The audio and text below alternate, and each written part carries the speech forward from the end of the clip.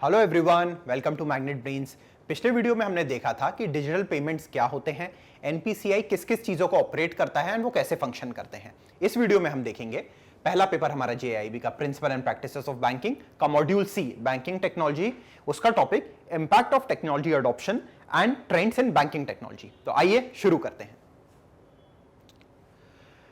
Technology जब से bank में अडॉप्ट होना चालू हुई है 1991 के बाद से 1993 के आसपास जब कंप्यूटर्स आए थे, तब से उन्होंने फंडामेंटली ट्रांसफॉर्म कर दिया है कि एक रेगुलर बैंकिंग ऑपरेशन कैसे होते हैं।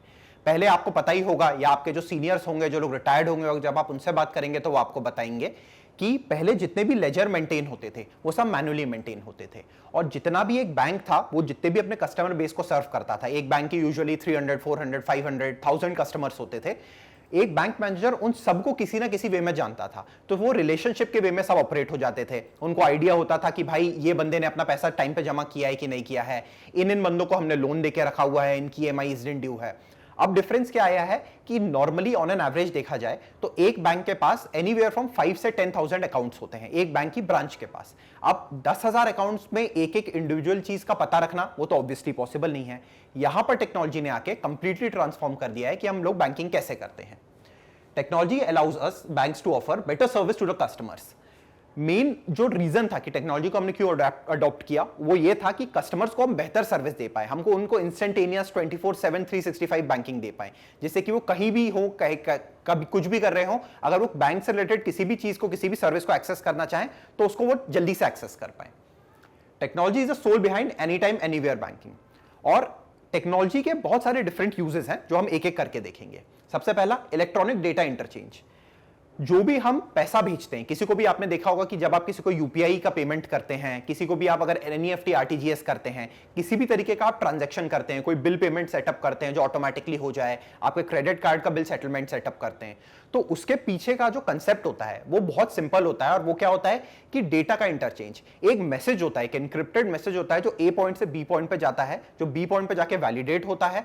वैलिडेशन के बाद पता चलता है कि हाँ, पैसा ए से बी मूव कर दिया गया है। ऐसा ही होता है। मनी फिजिकली ऑब्वियसली ट्रैवल नहीं करता। ऐसा नहीं होता कि एक रैंडम नंबर के आपने किसी को मोबाइल पे डाला 1,000 रुपए, तो उसके मोबाइल पे वो 1,000 रुपए किसी वे में गए और फिर वहां उसने 1,000 को वैलिडेट किया। नहीं, वो 1,000 को पहले वो कन्वर्ट करता है अपने किसी एक की में, उस की को एनक्रिप्शन होता है उस की का, वहां फिर डिक्रिप्शन होता है दूसरे पॉइंट पे जाके, एंड फिर वो पैसा उसके पास आता है। तो इस पूरे जो कंसेप्ट रहता है उसके पीछे की जो टेक्नोलॉजी है वो होती है electronic data interchange, which is inter organisational exchange of business documentation. ये जो भी हम चीज भेज रहे हैं बेसिकली हम किसी ना किसी वे में डॉक्यूमेंटेशन कर रहे हैं, इलेक्ट्रॉनिक डॉक्यूमेंटेशन हो रहा है। ये जब दो ऑर्गेनाइजेशंस के बीच में इंटरचेंज होता है, पीएनबी से एसबीआई अपना पैसा भेजा, एसबीआई से एचडीएफसी पे भेजा, तो वो पैसा कैसे होता है? इलेक्ट्रॉनिक डेटा इंटरचेंज के थ्रू होता है।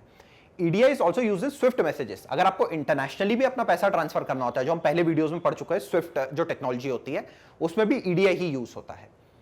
It is usually referred to as electronic fund transfer. जो ईएफटी होता है, एनईएफटी, आरटीजीएस में जो हम ईएफटी बात करते हैं, इलेक्ट्रॉनिक फंड ट्रांसफर, वो भी इसके ही अंडर पे आता है। एंड इनका एक यूनिवर्सल सेट ऑफ स्टैंडर्ड्स है। अब सही बात है, अगर मैं मान लीजिए पीएनबी एक सर्टेन सेट ऑफ स्टैंडर्ड्स को फॉलो करता है, एसबीआई एक दूसरे सेट ऑफ स्टैंडर्ड्स को फॉलो करता है, अगर वो लोग अपने तरीके से डील करने लगे तो पीएनबी एक ब्रांच से दूसरी ब्रांच तो इजीली पैसा कोई भी अपना इंटरचेंज इंफॉर्मेशन इंटरचेंज कर पाएगा। बट अगर उसको पीएनबी से एसबीआई इंटरचेंज करनी होगी इंफॉर्मेशन, तो उसको बहुत दिक्कत हो जाएगी, क्योंकि दोनों के भाई सेट ऑफ रूल्स डिफरेंट है। इस तरीके की कोई प्रॉब्लम ना हो तो इसका एक स्टैंडर्डाइजेशन लाया गया, जिसका एक बड़ा शानदार सा नाम रखा गया एडीफैक्ट, ईडीआई एफएसीटी। ये एक यूनिवर्सल सेट ऑफ स्टैंडर्ड्स है जो इलेक्ट्रॉनिक डेटा इंटरचेंज को गवर्न करता है। ईमेल, हम सभी ने किसी ना किसी फॉर्मेट में ईमेल यूज किया होगा। अब तो अगर आपके पास एंड्रॉइड फोन है या एप्पल का डिवाइस है तो आपको अपना एक ईमेल आईडी सेटअप करना पड़ता है, जिस आईडी से आप उस डिवाइस में लॉग इन करते हैं। उसी तरीके से जब हम लोग बैंक में रहते हैं तो हम लोगों के पास एक ईमेल का एक्सेस होता है, जिससे हम इंटरनल और एक्सटर्नल कम्युनिकेशन करते हैं। कोई ऊपर से डिपार्टमेंट से हमारे पास ऑर्डर आता है तो वो भी ईमेल के थ्रू आता है। अगर हमें उनको कुछ इन्फॉर्मेशन भेजनी होती है तो वो भी हम ईमेल के थ्रू भेजते हैं। तो it is instantaneous communication between different users.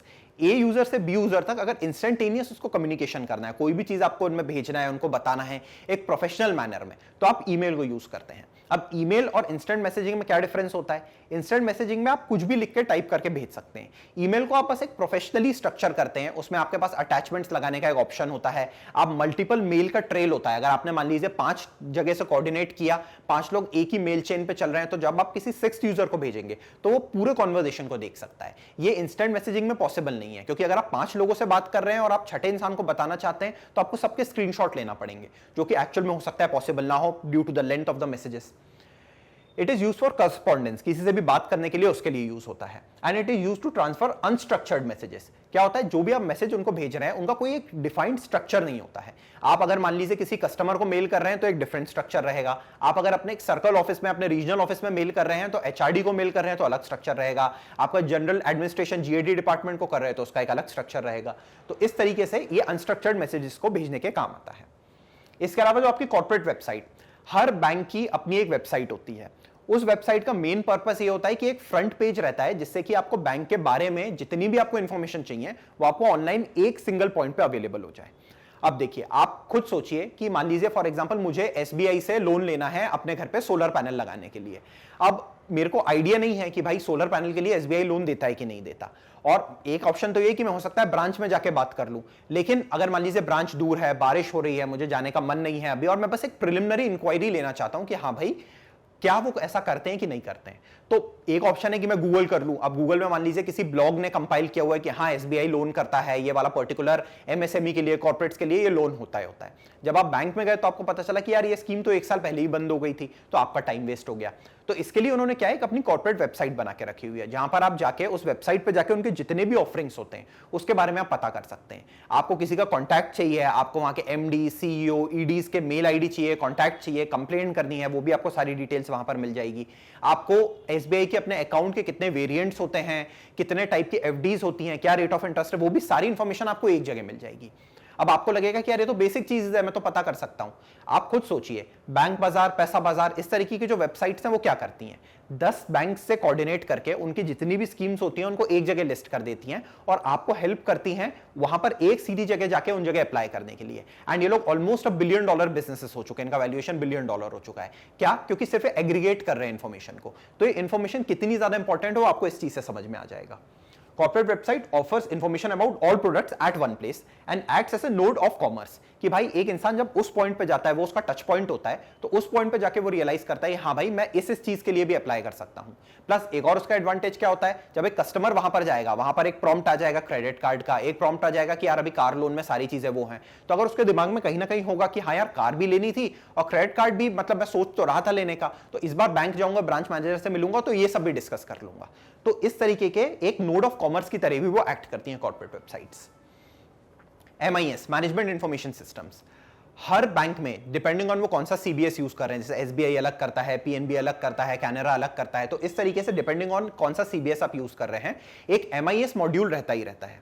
MIS module क्या करता है, जितना भी हमारा डेटा, जो भी हम फिनेकल में हम डेटा एंटर कर रहे हैं, जो भी हम पैसा डाल किसी के अकाउंट में डाल रहे हैं, निकाल रहे हैं, उस तरीके की रिपोर्ट्स को कंपाइल करने के लिए एक सिस्टम बनाया हुआ है, मैनेजमेंट इंफॉर्मेशन सिस्टम। इसका काम होता है कि it transforms data into information. मान लीजिए आपको एक बेसिक इंफॉर्मेशन चाहिए कि हाँ भाई इस आज के दिन में, मान लीजिए कि फॉर एग्जांपल 31st को हम देखें, 31/5/2023 को कितने अकाउंट एनपीए होने वाले हैं। अब एनपीए का अलग अलग नॉर्म्स रहते हैं कि भाई मान लो कोई सीसीओडी अकाउंट है तो 90 डेज तक उसमें कोई क्रेडिट नहीं आया, कई जगह 90 डेज तक जो इंटरेस्ट है वो सेटिस्फाई नहीं हुआ, कई जगह क्या होता है कि स्टॉक स्टेटमेंट नहीं आया, अकाउंट तो बढ़िया चल रहा है, स्टॉक स्टेटमेंट नहीं आया तो उसके कारण वो एनपीए हो गया। इस तरीके के जो भी XYZ रीजन हो, तो जो MIS सिस्टम होगा वो क्या करेगा, ये सारे चेक करेगा कि भाई एक था 90 डेज तक आया नहीं, एक 90+ डेज तक इंटरेस्ट पे नहीं हुआ, एक ये था कि 90 डेज तक स्टॉक स्टेटमेंट नहीं आया, इस तरीके के रीजन रहेंगे। MIS सिस्टम क्या करेगा, जब आप उसमें कमांड चलेंगे और रिपोर्ट जनरेट करेंगे, वो ये तीनों चेक लगाएगा कि हाँ भाई किन अकाउंट में ये हो रहा है, किन अकाउंट में ये हो रहा है, किन अकाउंट में ये हो रहा है, और उसकी एक रिपोर्ट बना के आपको दे देगा। उस रिपोर्ट में क्या रहेगा, उस रिपोर्ट में उस कस्टमर का नाम रहेगा, अकाउंट नंबर रहेगा, कितना अमाउंट ड्यू है वो रहेगा, मोबाइल फोन नंबर रहेगा, क्या सिक्योरिटी है, कब वो लिमिट सैंक्शन की गई थी, कब वो लिमिट एक्सपायर हो रही है, क्या उसमें आपने क्या उसका एसआरएम आपने क्रिएट किया था कि नहीं किया था। इस तरीके से बहुत सारी इंफॉर्मेशन आपको एक जगह मिल जाएगी। अब इसका यूज क्या है, जितने भी हायर अथॉरिटीज रहेंगे, जैसे एक मैनेजर, एक ऑफिसर कोई भी बैंक में रहता है, उसका काम क्या होता है, उसका काम क्या होता है कि यही जो जितना भी डेटा है उसको इंफॉर्मेशन को ले, उससे मैनेजरियल लेवल डिसीजंस ले कि हाँ भाई 31 को जा रहा है, आज कितनी तारीख हो रही है, आज 15 में है, 15/5/23 है मान लीजिए, तो आज के दिन मैं इन सब को इंटीमेट कर देता हूं। बहुत बार क्या होता है, कई अकाउंट ऐसे होते हैं कि एनपीए, मान लीजिए किसी की सीसी लिमिट है वो यूज ही नहीं करता, तो उसके कारण वो एनपीए हो रही है, तो आप उसको बोल देंगे कि यार आप कुछ तो उसमें आप ट्रांजैक्शन कर लो जैसे कि वो एनपीए से बच जाए। जिन लोगों ने स्टॉक स्टेटमेंट नहीं दिया, आप उनको रिमाइंडर कॉल कर देंगे कि भाई स्टॉक स्टेटमेंट सबमिट करो ना, अकाउंट एनपीए हो जाएगा, सिबिल खराब हो जाएगी आपकी। तो इस तरीके का मैनेजरियल डिसीजन लेने में आपकी हेल्प करता है। उसके अलावा क्या होता है, डिफरेंट रिपोर्ट्स, हर लेवल पे अलग रिपोर्ट, एक ब्रांच मैनेजर एक अलग टाइप की रिपोर्ट्स देखता है, क्योंकि वो क्या है, एक टच पॉइंट होता है सबसे बेसिक लेवल पे, ऑपरेशंस जो जितने भी बैंक के ऑपरेशंस होते हैं वो ब्रांच से ही होते हैं। तो ब्रांच मैनेजर का काम क्या होता है, डायरेक्टली कस्टमर से डील करना। उसके ऊपर जो रीजनल ऑफिस होता है वो कस्टमर से एक लिमिटेड उसमें डील करता है, सिर्फ जो एक्स्ट्रा कंप्लेंट हो गई या कोई बहुत बड़े कस्टमर्स हैं, या मान लीजिए कोई क्रेडिट रेटिंग है जो आपके सर्कल ऑफिस में, रीजनल ऑफिस में हो रही है, उस टाइम शायद वो उससे कस्टमर से थोड़ा डील करेंगे, बट मेनली वो इन ब्रांचेस से डील करते हैं। तो वो एक अलग type, her depending on the department वो अलग रिपोर्ट देखते हैं। जो रीजनल हेड होगा, सर्कल हेड होगा, वो अलग टाइप की रिपोर्ट्स देखता है, क्योंकि भाई उनके अपने टारगेट्स होते हैं, उनको अपने तरीके से काम करवाना है, तो उस तरीके के वो रिपोर्ट्स देखेंगे। कई बार जैसे वो ऐसी रिपोर्ट्स देखते हैं कि आपने बैंक कितने बजे बंद की, जो डे एंड हम लगाते हैं वो लोग इस चीज की रिपोर्ट निकाल लेते हैं कि भाई कोई ब्रांच 4:30 बजे बैंक बंद कर रही है, तो आप अपने काम कैसे कंप्लीट कर रहे हो, 4:30 तक तो आपने कस्टमर को एंटरटेन किया, कितना भी कम काम हो एटलीस्ट हाफ एन आवर तो आप लोगे ना, 5 बजे तो आपको बजेंगे कि उस सारे कामों को वाइंड अप करने के लिए, आपको सही करने के लिए। तो इस तरीके के वो रिपोर्ट्स लेते हैं। हेड ऑफिस एक अलग लेवल की रिपोर्ट्स निकालता है। तो इसलिए ये जो MIS प्लेटफॉर्म होता है, ये सबसे इंपॉर्टेंट प्लेटफॉर्म होता है, टेक्नोलॉजी ने हमें दिया है, and it allows to analyse data for managerial decisions. इसके बाद होता है decision support system.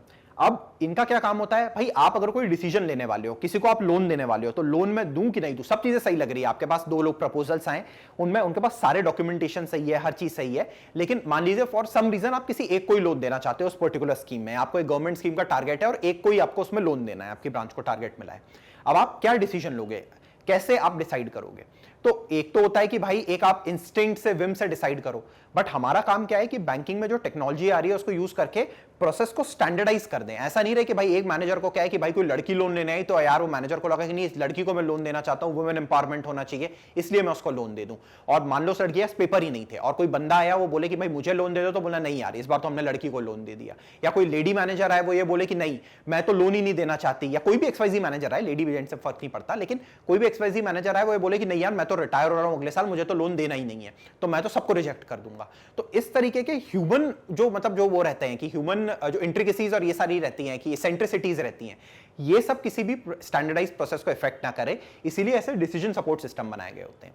For example आप किसी को लोन देने जा रहे हैं, आप एक स्कोर निकालते हैं, जैसे कि मैं जिस बैंक में हूं उस बैंक में एक स्कोर निकाला जाता है लोन का, and depending on the score की रेटिंग कितनी होगी वो उसकी क्रेडिट रेटिंग होती है।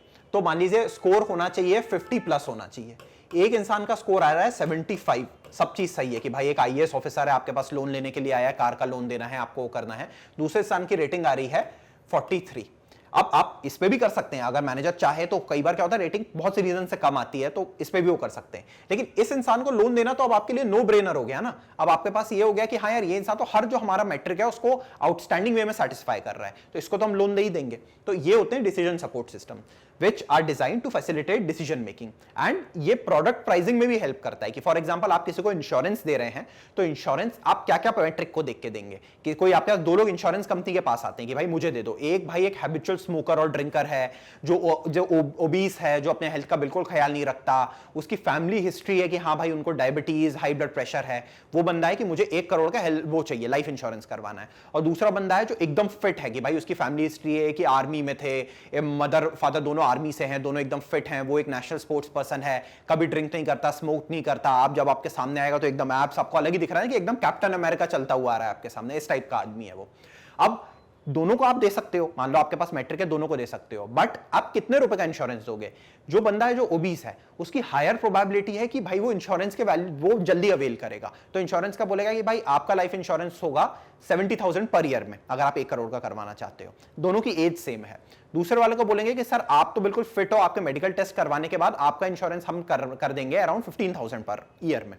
तो ये डिफरेंस आता है प्रोडक्ट प्राइसिंग। तो ये कैसे हुआ? उनके जो डिसीजन सपोर्ट सिस्टम्स थे कि हाँ भाई इतना आया तो इतना हम करेंगे, इतना आया तो इतना करेंगे, ये हमारा फॉर्मूला है, उसको हमने क्वांटिफाई कर दिया।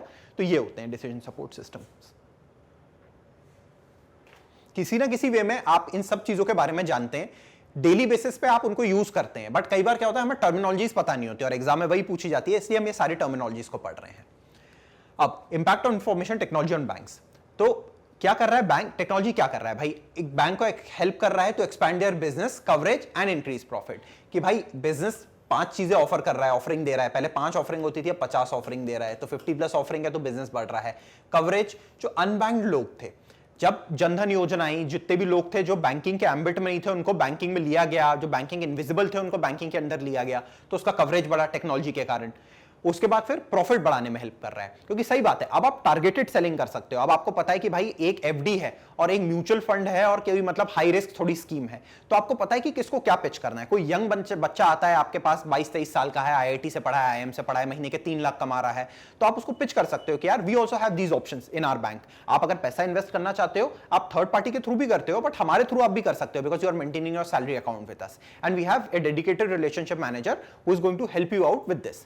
एक ये होता है कि कोई अंकल आ रहे हैं आपके पास कि भाई एक कोई गवर्नमेंट ऑफिसर हैं, 1-2 साल बचे हैं रिटायरमेंट के, अपने एपेक्स स्केल में पहुंच चुके हैं, कहीं प्रोफेसर हैं या एचओडी हैं, डीन है कहीं किसी कॉलेज के, उनकी सैलरी भी 2.5-3 लाख रुपए महीना आ रही है, बहुत प्रेस्टिजियस पोस्ट है उनकी, सब उनको जानते हैं। उनको आप म्यूचुअल फंड पिच नहीं करोगे, क्यों? क्योंकि आप उनको क्या है, वो रिस्क एवर्स है। वो चाहते हैं कि भाई मैं तो रिटायर होने वाला हूं, मेरे पास कॉर्पस बहुत है, मेरे पास 30 लाख रुपए पड़ा है इन्वेस्ट करने के लिए, आप कोई बढ़िया सी एफडी बताओ मेरे को जहां मैं उसको इन्वेस्ट कर दूं। तो आप उनको क्या कह सकते हो कि सर आप डाइवर्सिफाई कर सकते हैं, 20 लाख की एफडी करा लो, 5 लाख के म्यूचुअल फंड करा लो, 5 लाख का कुछ और करा लो। आप इस तरीके के आप उनको ऑप्शंस दे सकते हो ये करने के।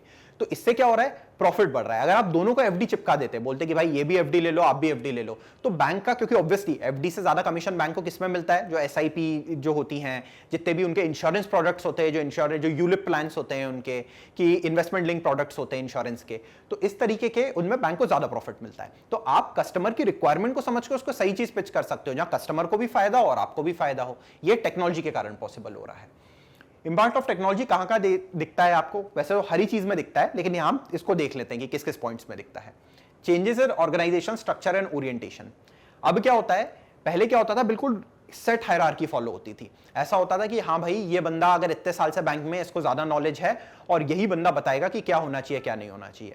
आजकल ऐसा होता है कि जो थर्ड पार्टी के लोगों को बैंक्स कई बार एम्प्लॉय करते हैं, हो सकता है कोई 21, 22, 23 साल का लड़का हो जो कोई बहुत अच्छी जगह से पढ़ा हो और उसका अपने कॉलेज से डायरेक्ट प्लेसमेंट हुआ हो, वो किसी 50 साल के बंदे का हेड हो। क्यों? क्योंकि 50 साल के बंदे को बैंकिंग तो आती है लेकिन टेक्नोलॉजी नहीं आती, और इस बंदे को टेक्नोलॉजी आती है लेकिन बैंकिंग नहीं आती। तो अब क्योंकि हम टेक्नोलॉजी ड्रिवन बैंक बन चुके हैं, तो टेक्नोलॉजी का रोल ज्यादा हो गया बैंकिंग से, क्योंकि बैंकिंग की सारी प्रोसेस, डिसीजन सपोर्ट सिस्टम से, एमआईएस के कारण, इन सब टूल्स के कारण स्टैंडर्डाइज हो गई हैं। तो इनको स्टैंडर्डाइज करने का काम ज्यादा इंपॉर्टेंट है रादर देन वो जो उन 50 साल के अंकल को आता था, वो तो ऑलरेडी कंप्यूटर सब कुछ सीख चुका है कि भाई ये स्कोर हो तो ये लोन देना है वरना नहीं देना है। लेकिन कंप्यूटर को कौन सिखाएगा? वो ये बंदा सिखाएगा। तो ऐसे हायरार्की को ब्रेक करने में वो हेल्प कर रहा है।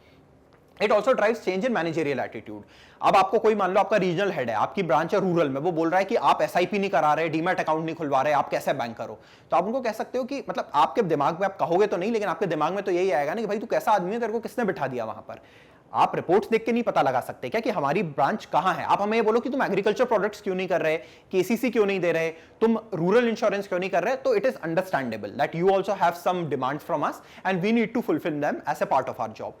But if you say stuff like this कि भाई why aren't you opening demat accounts in a rural branch, तो यू शुड आल्सो अंडरस्टैंड ना, एक रिपोर्ट तो देखो कि भाई हमारी ब्रांच कौन सी है, उसके कस्टमर प्रोफाइल क्या है। तो it also drives change in managerial attitude. Usually ऐसा करते नहीं है, यूजुअली जो रीजनल हेड्स होते हैं मैक्सिमम केसेस में अच्छे होते हैं। अब गधे तो हर किसी को मिल सकते हैं, वो बात अलग है, बट मैक्सिमम केसेस में they are good. Facilitates change in organisation structures. पहले क्या होता था कि मान लो फॉर एग्जांपल क्रेडिट डिपार्टमेंट या आईटी वो डिपार्टमेंट है, उसमें 20 लोग होंगे रीजनल ऑफिस में, क्योंकि भाई इतना मैनुअल काम होता था कि चेक करो करो। अब वो डिपार्टमेंट 3 लोगों भी चला सकते हैं, अगर वो अच्छे हैं तो 3 लोग भी इजीली पूरे 70-80 ब्रांच के एक उसको चला सकते हैं अपने उसको। क्यों? क्योंकि पूरे जो प्रोसेस थी अब वो स्टैंडर्डाइज्ड हो गई है, टेक ड्रिवन हो गई है, तो ऑर्गेनाइजेशन स्ट्रक्चर को चेंज करने में भी हेल्प करता है। Impact on service quality. It allows small banks to compete with established ones. आप खुद सोचो, आप इमेजिन करो जैसे यूनिकार्ड, जुपिटर, बहुत सारे ऐसे नियो बैंक के, कोटक महिंद्रा हैं, ये सब छोटे छोटे बैंक्स हैं। एसबीआई, पीएनबी के सामने तो कुछ नहीं लगते साइज में। बट अगर आप किसी भी एक नॉर्मल इंसान से पूछोगे कि कहाँ की सर्विस बेहतर है, तो वो बोलेगा कि इन बैंक्स की सर्विस बेहतर है, एसबीआई, पीएनबी की सर्विस खराब है। क्यों? क्योंकि ये बैंक के पास क्या एडवांटेज है कि टेक्नोलॉजी को यूज करके ये बहुत ही पर्सनलाइज सर्विस दे सकते हैं। उन्होंने अपनी टेक पे बहुत ज्यादा इन्वेस्ट किया। मान लो उनके पास 100 रुपए थे पूरे बैंकिंग में इन्वेस्ट करने को, तो उन्होंने 80 टेक में लगा दिए। और जो बड़े बैंक्स होते हैं वो क्या करते हैं, 100 में से 10 रुपए टेक में लगाते हैं। ये बात तो हम सब एग्री करेंगे कि कोई भी पीएसयू बैंक वाले ये नहीं कह सकता कि मेरे बैंक का IT infrastructure is the best. मतलब ये कह सकता है कि it is best among others और पीएसयू बैंक में, मतलब ये नहीं कह सकता कि भाई वो इतना सॉर्टेड, इतना सही इंफ्रास्ट्रक्चर है कि मुझे कोई दिक्कत ही नहीं होती, मैं जब चाहता हूं मेरा कभी सिस्टम ऐसा डाउन नहीं रहता, कोई मुझे इशू नहीं होता, मेरे आईटी इश्यूज इंस्टेंटली रिजॉल्व हो जाते हैं। ऐसा कभी नहीं होता, क्योंकि हमारे इन्वेस्टमेंट वहां पर डिपेंडिंग ऑन मल्टीपल फैक्टर्स बहुत कम रहता है as compared to small banks. तो ये स्मॉल बैंक्स बहुत बेहतर सर्विस दे पाते हैं, प्लस वो कंपीट कर पाते हैं। आप खुद सोचो, अमेजॉन से कंपीट करने के लिए अगर आप अपनी कोई ई कॉमर्स वेबसाइट चालू करो, तो there is a very small chance कि आप उस वेबसाइट को कहीं ले जा पाओ या कुछ कर पाओ, आप उसको बड़ा बना पाओ, बिल्कुल अमेजॉन जैसे ही मॉडल फॉलो करते हुए। लेकिन एक बहुत बड़ा बैंक, फॉर एग्जांपल एसबीआई से अगर कोटक बैंक कंपीट कर रहा है, तो उसके कंपैरिजन में बहुत छोटा बैंक है, तो भी वो बहुत अच्छी सर्विस दे सकता है। It accelerates the service delivery to customers. आप कस्टमर को वेट नहीं करना पड़ता, ब्रांच नहीं जाना पड़ता, तो जितनी भी सर्विसेज हैं उनको आप डायरेक्टली ऑनलाइन ऑफर कर सकते हो टेक्नोलॉजी की मदद से। Impact on human resources. Tech को यूज करके एनी डे आपकी प्रोडक्टिविटी बढ़ जाती है। बहुत सारे ऐसे मैनुअल काम होते हैं, खुद ब्रांच में मैंने किया है कि जो काम मेरे से पहले या मुझसे पहले जो लोग थे या दूसरी ब्रांचेस में हो रहे हैं, जो लोग मैनुअली करते हैं, 1 हफ्ता लेते हैं, वो लिटरली 5 मिनट में ही हो जाते हैं मेल मर्ज को यूज करके। तो इस तरीके से टेक्नोलॉजी आपका प्रोडक्टिविटी एनहांस करता है। It also changes the recruitment strategies. अब भाई कैसे लोग बैंक हायर करना चाहता है, जिसमें लोगों को ऑलरेडी टेक के बारे में इंफॉर्मेशन हो। ऐसा नहीं हो कि भाई उनको कंप्यूटर चलाना ही नहीं आता हो, पता ही नहीं हो कि भाई ये ऑन कहां से होता है, ये डब्बा क्या रखा हुआ है। They want those people in the company or in the bank who know how to operate the computer. In fact, they are proficient at it, so that उनको सिखाना नहीं पड़ेगा और वो पहले दिन से ही they can hit the ground running. तो ये काम रहता है। टेक के कारण ये चेंज आया है। And the job profiles are also transformed. अब टेक एक मेजर कंपोनेंट बन गया है। आप किसी भी इंडस्ट्री कहीं भी जाओ, दे एक्सपेक्ट कि आपको कंप्यूटर में बेसिक चीजें तो आती हो, एक्सेल चलाना, वर्ड चलाना, मेल यूज करना तो आपको आता ही आता हो, चाहे आप कितनी भी ट्रेडिशनल जगह चले जाओ काम करने के लिए। अब एक और मेजर जो टेक का जो होता है, जो हम बोलेंगे कि प्रोज एंड कॉन्स में जो कॉन्स रहता है, impact on privacy and confidentiality of data.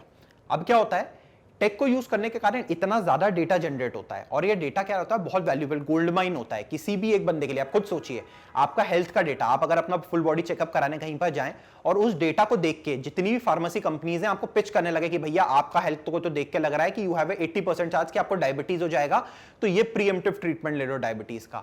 कोई आपको बोले कि आपकी फैमिली की हिस्ट्री को देख के लग रहा है कि आपके 2 साल में बाल झड़ जाएंगे, ये बाबा जी का तेल ले लो आपके बाल सही हो जाएंगे, तो आपको खुद लगेगा ना कि यार ये क्या है, मेरा ये जो डेटा था ये क्यों मेरे कंसेंट के बिना कैसे शेयर हो गया, या कैसा वो हो गया।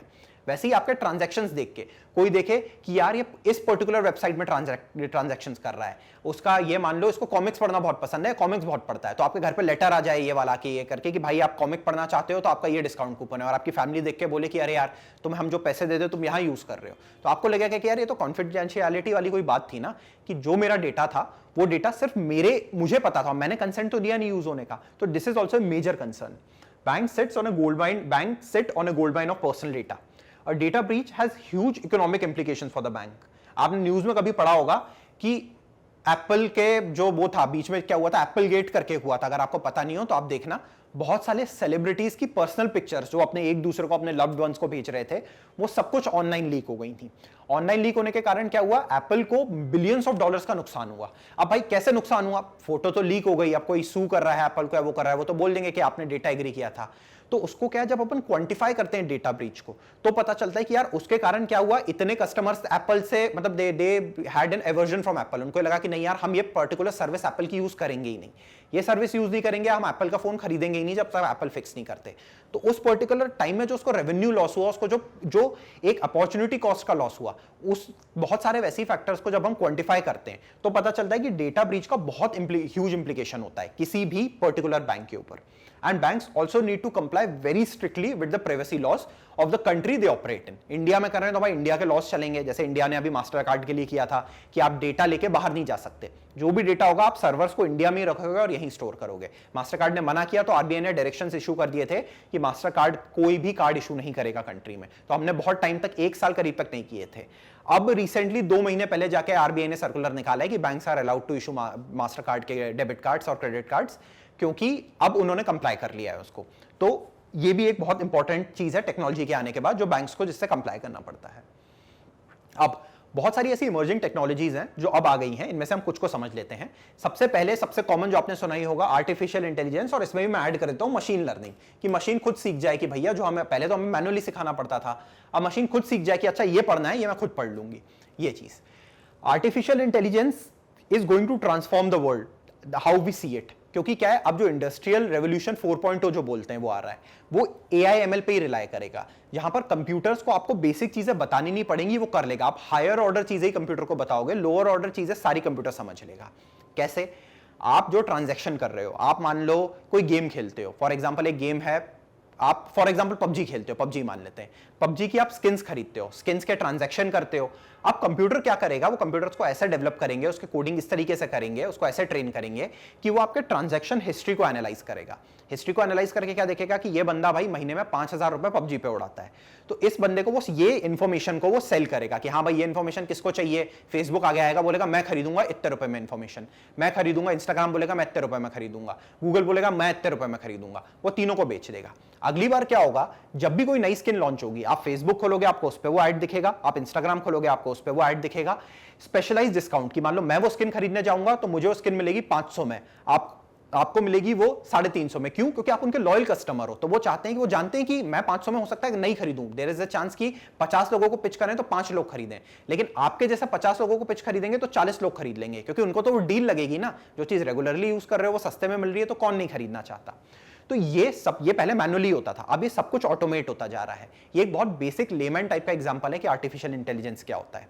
दूसरा, आप कहीं बैंकिंग करने के लिए गए, मान लीजिए फॉर एग्जांपल आपने कोई लेटर लिख के दिया, या आपने कुछ एक कंप्यूटर को एक लिख के भेजा, मेल लिख के भेजा पीएनबी की वेबसाइट पे कि मेरे खाते से इतना इतना अमाउंट डिडक्ट हो गया, इतना इशू मेरे लिए आ गया कि मेरे को पैसा रिफंड नहीं हुआ है। एक ऑप्शन ये कि कोई इंसान मैनुअली उस मेल को पढ़े, उसको सही करे, वो करे। दूसरा ऑप्शन क्या है, कंप्यूटर्स और नेचुरल लैंग्वेज प्रोसेसिंग एनएलपी होता है, उससे आपकी लैंग्वेज को पूरा अंडरस्टैंड कर ले कि हाँ भाई इस इंसान ने हिंदी में लिखा है, इंग्लिश में लिखा है, ये इंसान ये कहना चाहता है, डिस करस्पॉन्ड्स टू डिस, तो ये इस पर्टिकुलर डोमेन में जाए और ऑटोमेटिकली आपका रिफंड मिल जाए। तो ये एआई का एक कुछ बेसिक यूज है जो बैंक में होता है।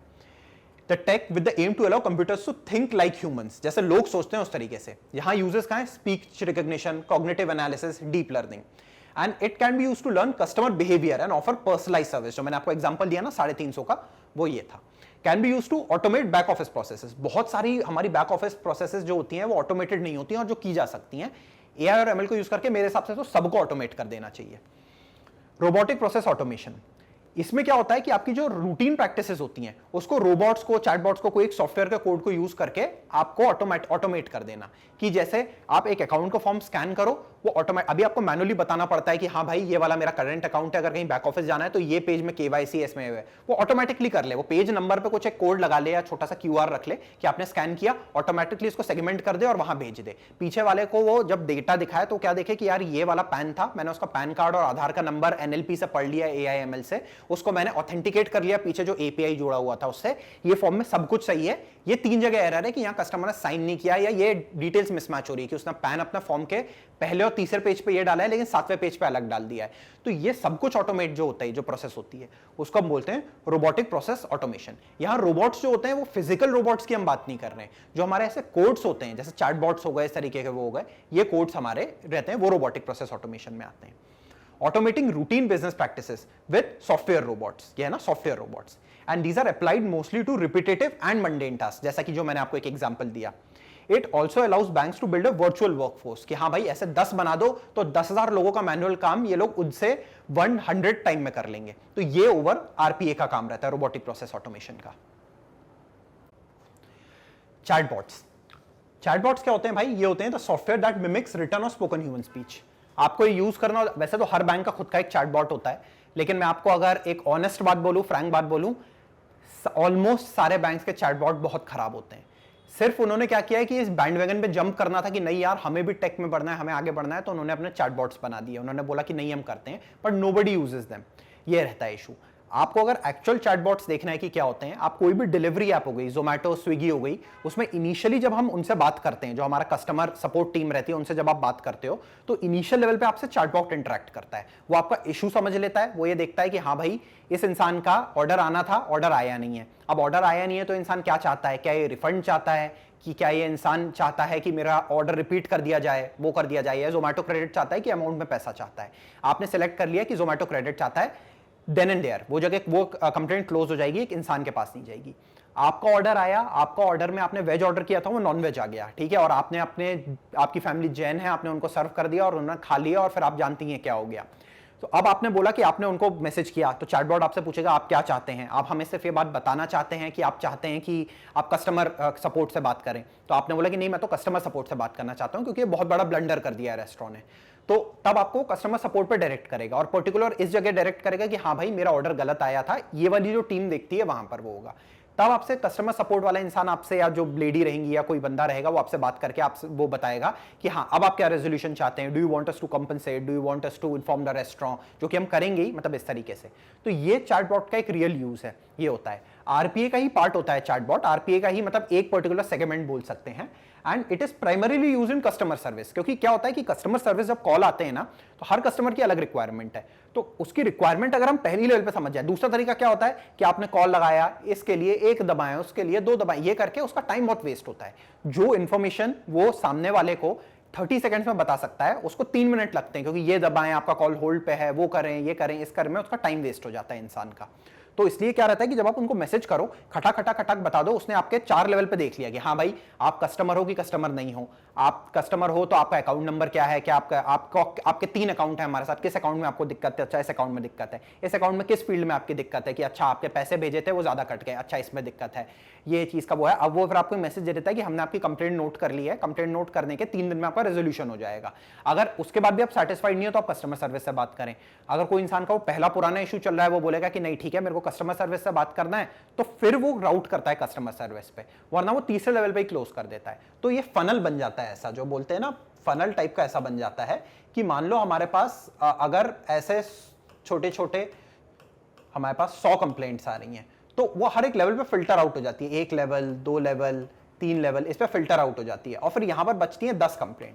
तो उन 10 कंप्लेंट को कस्टमर सर्विस वाला इजीली अच्छे वे में हैंडल कर पाता है। अगर ये 100 के 100 का सीधे कॉल लग जाए जो कि ऑटोमेटिकली चीज सॉल्व हो सके, तो फिर अननेसेसरी बहुत लोड बढ़ जाता है कस्टमर सर्विस पर, और उनकी क्वालिटी डिटेरियोरेट होने लगती है। 5G नेटवर्क, 5G नेटवर्क क्या है भाई, सेल्युलर नेटवर्क टेक्नोलॉजी है। जैसे 4G था, 3G और 4G में क्या डिफरेंस आया, 4G का नेट सुपर फास्ट था, ब्रॉडबैंड स्पीड्स आपको वायरलेसली मिलने लगे। 5G उससे भी ज्यादा तेज है। अब तेज होने का क्या फायदा है, हमें तो ये फायदा है कि बढ़िया जो वीडियो यूट्यूब में देख रहे हैं 4K में देख पाएंगे, PUBG में पिंग कम आएगी, हमारे लिए ये फायदा है। जो डिवाइसेस है उनके लिए क्या फायदा होता है, उनके लिए फायदा ये होता है कि अभी क्या होता है, इंफॉर्मेशन आपको भेजनी होती है। आपने खुद देखा होगा कई बार हम कोई बैंक में भी वायरलेस डिवाइस यूज करते हैं, टैब यूज करते हैं, अटकता है, उतना अच्छे से नहीं चलता। क्यों? क्योंकि it is limited by the bandwidth, कि कितना वो चीजें भेज पा रहा है। मान लीजिए आपका वाईफाई स्लो है, आपके जो आप जहां पर आप ऑपरेट कर रहे हैं, जो ब्रांच है उनका जो वाईफाई है वो स्लो है, 2 MBPS है, उससे सारे ब्रांच लोगों के फोन कनेक्टेड हैं, आधे लोग इंस्टाग्राम चला रहे हैं, कई लोग स्टोरीज देख रहे हैं, रील्स देख रहे हैं, तो बेचारे टैब के पास कितना सा डेटा बचेगा उसको ऑपरेट करने के लिए। 5G के इससे क्या होगा कि एक छोटे रीजन में, 5G का सबसे बड़ा डिसएडवांटेज ये है कि एरिया बहुत छोटे में अपना, जैसे क्या होता है कि 4G का टावर मान लीजिए 1 किलोमीटर में 1 लगेगा, तो 5G के 1 किलोमीटर में 10 टावर लगाने पड़ेंगे। इस तरीके से इसका ये डिसएडवांटेज है। तो उस पर्टिकुलर एरिया में, लेकिन जहां 10 टावर लगेंगे ना, उस पर्टिकुलर रीजन में स्पीड आपको एक्सेप्शनली तेज मिलेगी, 1 Gbps टाइप की स्पीड आपको मिलती है वहां पर। तो इस तरीके की आपको स्पीड मिलती है, तो ये डेटा इंटरचेंज करना बहुत आसान हो जाता है। कोई एक रोबोट है जो अपने मेन जो आर्टिफिशियल इंटेलिजेंस पे कर रहा है और बहुत सारा डेटा जनरेट कर रहा है, उसको ट्रांसफर कर रहा है सर्वर पे, समझ रहा है, तो अगर वो नेटवर्क से कनेक्टेड है तो वो बहुत इंस्टेंटेनियस सर्विस प्रोवाइड कर पाएगा। तो धीरे धीरे जितने भी हमारा 4G से हम 5G में मूव करने वाले हैं 1-2 साल में, तो 5G के नेटवर्क पे जो बैंक्स हैं वो लोग भी इस टेक्नोलॉजी को यूज कर रहे हैं, क्योंकि ये ट्रांसफॉर्म करेगा कि बैंकिंग कैसे होती है। जो आपके डिवाइसेज हैं, आपका एटीएम हो गया, आपका जो कियोस्क डिवाइसेज हो गए, वो कितनी तेज आपको सर्विस प्रोवाइड कर पाते हैं, वो 5G पे डिपेंड करेगा। It is a cellular network technology and it uses millimetre waves using multiple input multiple output technology. बस इतना याद रखिए, मिलीमीटर वेव्स होता है और MIMO यूज करता है वो, that is it. Low latency, high speed but low range, ये उसका डिसएडवांटेज है कि लेटेंसी कम है। कि भाई लेटेंसी क्या होता है, इस बटन पे आपने ऐसे क्लिक किया और यहां से ये इंफॉर्मेशन, ये पेज खुलना था, तो आपने क्लिक किया और क्लिक करने के कितने टाइम बाद वो क्लिक रजिस्टर हुआ, ये हुआ उस सर्वर पे जाके, तो उसको बोलते हैं। जब आप पबजी, ये जो पबजी खेलने वाले होते हैं वो समझते होंगे, जो पिंग बोलते हैं ना कि हम पिंग हो रही है, वो हाई हो रही है, तो भाई गोली इधर चलाई, वो बंदा इधर खड़ा था, जब तक गोली पहुंची वो इधर पहुंच गया।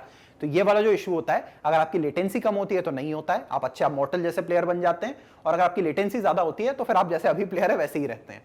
स्पीड भी ऑब्वियसली तेज होती है, हमने बात कर ही ली है। अब आता है ब्लॉकचेन। सो ब्लॉकचेन बज़वर्ड है, आप में से बहुत लोगों ने ये चीज देखी होगी कि क्या होता है। कई लोगों ने सोचा होगा कि हाँ यार ये तो फ्यूचर है, बहुत पैसे लगाएंगे क्रिप्टो पे, शिबा इनू, डॉजकॉइन खरीदा होगा, अब रो रहे होंगे। तो ब्लॉकचेन के बारे में हम समझ लेते हैं कि वो टेक्नोलॉजी क्या होती है, फिर हम समझते हैं कि क्रिप्टो करेंसी जो उसका एक पार्ट है ब्लॉकचेन का, वो क्या होता है। Distributed ledger technology across a peer to peer network. आ गया समझ में? बढ़िया शानदार डेफिनेशन है। रियल में बहुत सिंपल मीनिंग है, कुछ नहीं है। आप ये इमेजिन करो कि आप 10 लोग हो, 10 दोस्त हो, ठीक है, ऐसे ऐसे ब्लॉक में आप 10 दोस्त हो और सारे दोस्त कनेक्टेड हैं, ठीक है। आप सबके पास एक ऐसा बैंक अकाउंट है जिसके पासबुक आप सबके पास है, सबके मोबाइल में डिवाइसेस कनेक्टेड है। ये तो करेक्ट ऐसा नहीं है, सब एक दूसरे से कनेक्टेड हैं किस ये वाले में। ये जो नेटवर्क आपका बना है 10 दोस्तों का, क्या होता है कि अगर कोई भी ट्रांजैक्शन होता है, आपके पास 10 रुपए आए, ठीक है, तो ये 10 जगह अपडेट होता है। 10 के 10 लोगों को पता है कि हाँ भाई हमारे अकाउंट में 1000 रुपए बैलेंस था, अब वो +10 हो गया है। अगर किसी ने खर्च किया तो पता चल गया कि हाँ भाई वो -20 हो गया, तो हमारे पास 990 बचे टोटल, ये हुआ। तो ये चीज इन सबको साइमल्टेनियसली पता चल रही है, एक ही टाइम पे जब वो हो रहा है तब वो पता चल रही है। अगर मान लो आपको इसमें से 500 रुपए भेजने हैं, तो ये चीज सबके पास चेक जा रहा है कि हाँ भाई ये 500 रुपए ट्रांसफर हुए हैं, इस बंदे ने यहाँ 500 रुपए का ही पेमेंट किया है। बस ब्लॉकचेन भी बहुत लेमन टर्म्स में यही होता है कि डिस्ट्रीब्यूटेड लेजर है, कि everyone in the network has the ledger, एक पीयर टू पीयर नेटवर्क में। इसका फायदा क्या होता है कि ये ट्रस्टलेस सिस्टम है। देखिए बैंक में लोग पैसा क्यों जमा करते हैं, क्योंकि उनको बैंक में ट्रस्ट है, उनको पता है कि यार अगर ये पैसा मैं किसी साहूकार को दे दूंगा जाके, क्या पता ये कल को रहे ना रहे, मेरे पैसे का क्या करे। बैंक कहीं नहीं जाएगा, क्योंकि बैंक को गवर्नमेंट ने रिकॉग्निशन दिया है, उसको लाइसेंसिंग की है, तो ये ट्रस्ट बेस्ड सिस्टम होता है। जो डिस्ट्रीब्यूटेड लेजर टेक्नोलॉजी है, ट्रस्टलेस सिस्टम होता है कि भाई किसी को ट्रस्ट करने की जरूरत ही नहीं है। एक पीयर ग्रुप है, वो ये कह रहा है, सब वो कर रहा है कि हाँ भाई ये है, हाँ भाई नहीं है। और ये तो 10 लोगों का ग्रुप है, 10 लोगों को खरीदा जा सकता है। लेकिन अगर मान लीजिए 1 करोड़ लोगों का ग्रुप है, तो कितनों को खरीदोगे? 1000, 2000, 1 लाख, 2 लाख को खरीद लोगे, 10 लाख को खरीद लोगे। लेकिन वो क्या बोलता है, 51% आपके जो नोट्स होते हैं, मतलब उसमें से 51 लाख लोगों को खरीद पाओगे क्या? नहीं खरीद पाओगे। तो वो उसको जब तक करेंगे, ट्रांजैक्शन को वो करते हैं। और भी आप इसके डिटेल में पढ़ेंगे तो एक बेजेंटाइन जनरल प्रॉब्लम पढ़ेंगे, जहां बोलता है कि 2/3 आपको करना पड़ता है, 66% के अगर आप ऊपर कर लो तो आप बाईपास कर सकते हो, बट उसकी रियल वर्ल्ड प्रोबेबिलिटी बहुत लो होती है। तो ब्लॉकचेन का क्या है कि ये जो टेक्नोलॉजी है वो आपको अलाउ करती है कि जो भी आप ट्रांजैक्शन कर रहे हो वो सब जगह अपडेट हो रहा है, सारे नोड्स पे अपडेट हो रहा है वो ट्रांजैक्शन। एक हैश वैल्यू जो उसकी रहती है वो क्रिएट होती है, वो हर नोड पे अपडेट हो रही है। एंड जो भी ट्रांजैक्शन आपका हुआ है वो ट्रांजैक्शन सबको पता है कि हाँ ये हुआ है। आपका जो वॉलेट है वो पब्लिक रहता है कि हाँ भाई ये वॉलेट में इतना ट्रांजैक्शन हुआ है। वो वॉलेट किसका है ये नहीं पता होता। उस वॉलेट को खोलने के लिए कि मतलब ताला को पता है कि सबको पता है कि इस गेट में ताला लगा हुआ है, और उस ताले पे पता है कि भाई ये ताला तो किसी एक इंसान का है, हमें पता है, लेकिन उस ताले की खोलने की चाबी सिर्फ आपके पास होती है, ये रहता है। तो इस तरीके से ये जो रहता है, ये जो ट्रस्टलेस सिस्टम रहता है, वो ब्लॉकचेन टेक्नोलॉजी उस ट्रस्टलेस सिस्टम पे ऑपरेट करती है। यहां इसका सबसे बड़ा एडवांटेज क्या है भाई, एक तो ट्रांजैक्शन है वो ट्रैकेबल होता है। ट्रैकेबल इन द सेंस कि इंसान को ट्रैक नहीं कर सकते, ये बात आप हमेशा याद रखना, क्योंकि आप कई जगह आपने सुना होगा ब्लॉकचेन तो एनोनिमस है, पता नहीं चलता, टेरर फाइनेंसिंग के लिए यूज होता है, जो कि सच है। आप ट्रांजैक्शन को ट्रैक कर सकते हो कि भाई हाँ इस पॉइंट से मूव होकर इस पॉइंट पे गया, लेकिन ये नहीं ट्रैक कर सकते कि इस पॉइंट पे किस इंसान ने वो मूव किया है और उस पॉइंट पे वो किस इंसान के पास गया। ये आप ट्रैक नहीं कर सकते हो।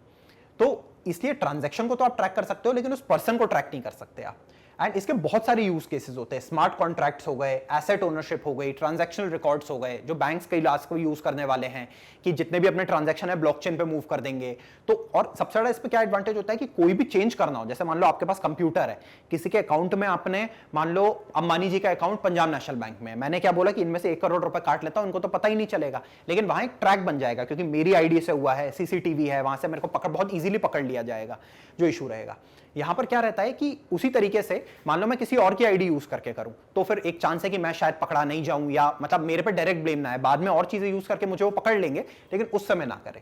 यहां पर क्या रहता है कि ट्रांजैक्शन रिकॉर्ड एक बार क्रिएट हो गया, अगर कुछ हो गया तो it is very difficult to change. जैसे लैंड रिकॉर्ड है, 4 लोगों ने वेरीफाई कर लिया, पटवारी, तहसीलदार ने कर दिया, एसडीएम ने कर दिया और कलेक्टर ने कर दिया, और वो लैंड रिकॉर्ड बन गया। तो आपने पटवारी को पैसे खिला दिए, तहसीलदार को पैसे खिला दिए, एसडीएम को खिला दिए, कलेक्टर को खिला दिए कि लैंड रिकॉर्ड चेंज कर दो, लेकिन आपको क्या पता चला कि नहीं यार ये चेंज किससे होगा, ये तो एसीएस की परमिशन से चेंज होगा, या ये तो एसीएस की कमिटी रहेगी उस परमिशन से चेंज होगा, 3 एसीएस से, तो उनको आप खरीद पाओगे क्या? तो यही बस ब्लॉकचेन का कंसेप्ट है कि एक ऐसा तरीका सो दैट जहां पर आपको एक दूसरे पर ट्रस्ट नहीं भी हो तो भी आपका ट्रांजैक्शन हो जाए, इस तरीके का बस ये कंसेप्ट रहता है। इसके बाद उसका ही एक जो बेसिक यूज केस है वो है क्रिप्टो करेंसी। हम सब ने कहीं ना कहीं सुना ही होगा, कई लोगों ने इन्वेस्ट भी किया होगा, कई लोग खुश होंगे, बहुत लोग रो रहे होंगे कि क्यों इन्वेस्ट कर दिया। तो क्रिप्टो करेंसी क्या होता है? Digital currency based on blockchain technology. कुछ नहीं होता, बहुत डिफरेंट। अब इसमें क्या है, डिटेल में मैं आपको जाऊं तो 10 घंटे का तो अकेला यही लेक्चर हो जाएगा ब्लॉकचेन और क्रिप्टो का। हमें बस इतना समझ रहा है कि एक डिजिटल करेंसी है जो ब्लॉकचेन टेक्नोलॉजी पे बेस्ड होती है, and it allows anonymous transactions. जो भी ट्रांजैक्शन है एनोनिमस है कि एक पे अगर 1 बिटकॉइन मैंने आपको भेजा तो आपको 1 बिटकॉइन मिल जाएगा, मेरे उससे 1 बिटकॉइन कम हो जाएगा, लेकिन नोबडी विल नो कि मैंने भेजा है एंड नोबडी विल नो कि आपने रिसीव किया है, अपार्ट फ्रॉम ऑब्वियसली अस, कि मुझे पता होगा कि मैं किसको भेज रहा हूं। ये है, मैं रैंडम किसी एड्रेस पे भेज दूं, जैसे आप अगर किसी को यूपीआई, आप एक रैंडम मोबाइल नंबर डालो और उसको 10 रुपए भेज दो, तो there is a very good chance कि आप उसको ट्रैक कर सकते हो, यूपीआई में उसका नाम आ जाएगा, बैंक में जाके अगर आपको पता चल गया कहां अकाउंट है, आप उनके कस्टमर सपोर्ट को कांटेक्ट करो तो वो उनको पता चल जाएगा कि ये इंसान कौन था। लेकिन ब्लॉकचेन में ऐसा नहीं होता, आपने गलत एड्रेस डाल दिया, एंड में किसी में पी था, आपने क्यू डाल दिया और जिसके पास चला गया, तो there is no way to reverse that transaction. And ये इसका इशू क्या है क्रिप्टो करेंसी से सारी गवर्नमेंट को, कि अनरेगुलेटेड है और ट्रांसपेरेंट है। अब भाई ट्रांसपेरेंसी तो अच्छी बात है, लेकिन अनरेगुलेशन क्या है कि ये किसी भी तरीके से यूज कर सकते हो। मैं कल को बोलूं कि यार AK-47 खरीदना है, मैं भी संजू बाबा बनूंगा, मुझे भी AK-47 चाहिए, मुझे पता चला कि हाँ भाई मान लो पाकिस्तान में कोई एक बंदा है वो बेच रहा है, मैंने डार्क वेब पे देखा था, मैं उसको 1 बिटकॉइन भेजूं, पता चला मेरे घर में डिलीवर हो जाए, ना गवर्नमेंट को पता चला ना किसी को पता चला, बाद में यूज करूंगा तो ऑब्वियसली सबको पता चल जाएगा। तो इस तरीके से जो ट्रांजेक्शन होते हैं, ये इनका सबसे बड़ा प्रॉब्लम है कि इट इज नॉट रेगुलेटेड। अगर मैं वही पाकिस्तान वाले बंदे को गूगल पे करने जाता है, एनईएफटी आरटीजीएस करता, तो अगले दिन ही मेरे घर पे इंटेलिजेंस ब्यूरो वाले आ जाते कि भैया क्या क्या चल रहा है ये। लेकिन this is not possible with crypto currency, इसीलिए इसके साथ इतना ज्यादा इशू है, इसीलिए लीगल टेंडर नहीं है। बहुत इंटरेस्टिंग चीज है, आप लोग आगे पढ़ेंगे तो उसको आपको और मजा आएगा, और जो लोग नहीं पढ़ना चाहते उनको सिर्फ इतना ही पता रखें तो मोर देन एनफ है एग्जाम के पर्सपेक्टिव से। अब virtual reality and augmented reality. Augmented reality क्या होता है, आपको अगर नहीं पता हो तो एक बार आप डाउनलोड करना, गूगल लेंस हो गया, या आप गूगल का है कोई भी प्ले स्टोर पे जाके, अपने iOS ऐप स्टोर पे जाके आप ऑगमेंटेड रियलिटी ऐप डाउनलोड करना। उसमें क्या होता है कि आप अपनी कार पे ऐसे कैमरा पॉइंट करोगे और वो क्या दिखाएगा कि भाई आपकी कार तो लंबोर्गिनी जैसी दिख रही है, आप उसमें बटन दबाओगे तो गेट खुलता हुआ दिखेगा आपको। तो ये ऑगमेंटेड रियलिटी है। ये क्या कर रही है, आपकी जो एक्चुअल फिजिकल रियलिटी है इसको ऑगमेंट कर रही है। आपने ऐसे फोटो लगाया, आपने किसी चीज पे पॉइंट किया, जैसे किसी कई बार क्या होता है फोन का वो, कि आपको देखना है कि यार ये फोन कैसा दिखता है, तो आपने एक ऐसा प्रिंट निकाला, ब्लैक कलर का एक वो ऐसा पेपर रहेगा उनकी वेबसाइट से, और उस पर उनकी ऐप से किया, तो वो लिटरली आपको ऐसा लगा कि आप हाथ में फोन पकड़े हुए हो, फोन के थ्रू आप देखोगे, आप उस पर बटन दबाओगे फोन के थ्रू तो ऑन हो जाएगा, आप चला के देख सकते हो। तो कोई भी प्रोडक्ट को विदाउट फिजिकली प्रेजेंट हुए आप कैसे एक्सपीरियंस कर सकते हो कुछ हद तक, तो ये ऑगमेंटेड रियलिटी होता है। It the experience is intertwined, interweaved with the physical world, ये रहता है। और वीआर क्या होता है, यहाँ ऑगमेंटेड है, वो वर्चुअल है, कि जो रियलिटी है वो वर्चुअल एनवायरनमेंट में होता है। आपके चेहरे पे एक ऐसा डिवाइस लगा देते हैं, वीआर डिवाइस, उसमें आपका फोन ऐसे इंसर्ट कर लेते हैं, एक स्क्रीन होती है, और आपको ऐसा लगता है कि आप एक अलग दुनिया में आ गए हो। ये कोई भी, जैसे आप गेम जोन में जाओगे वहां ऐसी राइड होती है, एक बार राइड जरूर करना, तो आपको रियलाइज होगा कि वीआर टेक्नोलॉजी कितनी अच्छी है और कितना ज्यादा इसके यूज केसेस हैं, बैंकिंग में भी और चीजों में भी। वियरेबल्स, अब भाई वेयरेबल फिटनेस ट्रैकिंग वॉच, ये बैंकिंग के लिए क्यों यूज है? इसलिए यूज है क्योंकि बहुत सारी वेयरेबल जो वॉचेज होती हैं वो आपको पेमेंट अलाउ करती हैं। आप कहीं अपना फोन वोन छोड़ के चले जाओ, उसमें आप डेटा स्टोर करके अपना वॉलेट करके जाओ, वो ई सिम से कनेक्टेड होती हैं। आप स्टारबक्स गए, आपने कॉफी ली, वहां पर आपने अपनी वॉच ऐसे कर दी and the payment is done. तो the banks need to know how to leverage this particular technology, इसीलिए वेयरेबल्स हमारे बैंकिंग के लिए इमर्जिंग टेक्नोलॉजी ट्रेंड है।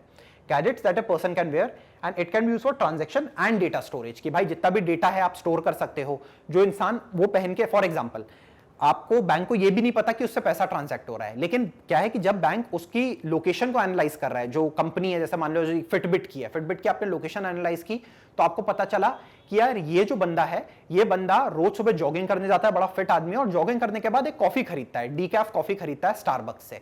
तो आपने क्या अकल लगाई बैंक ने कि यार ये बंदे का मैंने अपने पास डेटा देखा, तो ये तो एचडीएफसी का बैंकर हूं मैं और एचडीएफसी का क्रेडिट कार्ड यूज करता है, जल्दी से इसको एक मैसेज बना के भेजो, ये 8 बजे जॉगिंग से फ्री होता है, इसको 8:05 पे, और ये कॉफी शॉप जाता है 8:15 पे, 8:05 पे इसको मैसेज भेजो कि आपके लिए पर्सनलाइज्ड ऑफर, स्टारबक्स पे जाके शॉपिंग करिए एंड 10% का डिस्काउंट पाइए।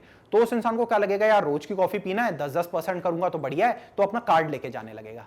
तो एक बैंकर के लिए क्या फायदा हुआ, भाई उसका बिजनेस हो गया। तो इस डायमेंशन में सोचना हमें अलाउ करती है ये सारी टेक्नोलॉजीज जो अवेलेबल है। जो हमने इस पर्टिकुलर वीडियो में देखा, वो हमने ये देखा कि भाई क्या क्या नई टेक्नोलॉजी बैंकिंग में आ रही हैं, कैसे ये बैंकिंग को कंप्लीटली ट्रांसफॉर्म करने वाली हैं, इसका बैंक, इनका यूज केसेस क्या है, कैसे कैसे ये यूज होंगी, और जैसे आप लोग बैंक में रहेंगे, चाहे आप अगले 10 साल रहें, 20 साल रहे, 30 साल रहें, ये सारी टेक्नोलॉजी का किसी ना किसी वे में आप अपनी लाइफ में एक इंपैक्ट देखेंगे।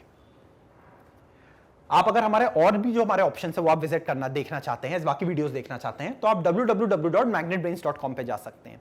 उस वेबसाइट पे एक ऐसा फ्रंट पेज खुल जाएगा। इस वेबसाइट का सबसे बड़ा एडवांटेज ये है कि जितने भी हमारे वीडियोस हैं, यूट्यूब में कई बार क्या है, सर्च करने में दिक्कत होती है कि हाँ भाई JIB का इसका वीडियो देखना है, तो 5 और वीडियो आ गए, कई लोगों ने SEO लगाया हुआ है तो हमारी जगह दूसरे चैनल का वीडियो आ गया, लेकिन आप बोलो कि नहीं मैग्नेट ब्रेन्स ही सबसे अच्छा पढ़ाता है, हम तो उसका ही देखना चाहते हैं, तो वहां कई बार दिक्कत होती है।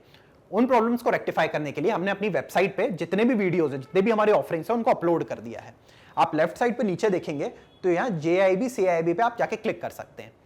डिपेंडिंग ऑन आपका कौन सा पैकेज आपका है, आप उस पर क्लिक करके वॉच नाउ पे क्लिक कर सकते हैं। जब आप वॉच नाउ पे क्लिक करेंगे तो एक ऐसा पेज ओपन हो जाएगा। इस पेज में आपको जो भी हमारे ऑफरिंग है, जो आपका पैकेज की ऑफरिंग्स होगी, उनके बारे में बताया जाएगा, और जैसे ही आप स्क्रॉल डाउन करेंगे तो topic wise, paper wise, module wise सारे वीडियोस अरेंज हैं। आप किसी भी वीडियो को जाके क्लिक करके देख सकते हैं। जब आप नीचे जाके क्लिक करेंगे तो एक ऐसे किसी लड़के की फोटो खुल जाएगी जो आपको किसी चीज के बारे में बता रहा होगा। उस वीडियो को देख के जो भी आप देखना चाहें, जैसे फॉर एग्जांपल अगर आपको लगता है कि आप principle and practice of banking तो पढ़ लिया, मैं नेट प्रेजेंट वैल्यू पढ़ना चाहता हूं अकाउंट्स का, तो आप उस वीडियो पे क्लिक करिए और डायरेक्टली वो पढ़ सकते हैं आप। एंड सबसे बड़ा एडवांटेज जो हमारे मैग्नेट ब्रेन्स का है वो ये है कि जितने भी कंपेटिटिव और गवर्नमेंट एग्जाम्स हैं, इसके अलावा जो JIB CIB हो गया, इसके अलावा जितने भी कंपेटिटिव और गवर्नमेंट जॉब एग्जाम्स हैं, इनकी 100% फ्री प्रिपरेशन वो आपको ऑफर करता है। And just because it is free does not mean that we have compromise with quality.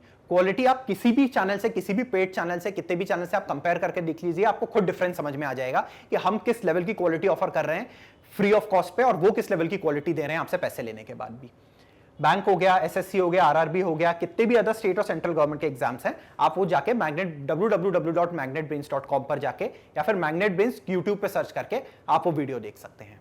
Thank you for watching this video. I will see you in the next video.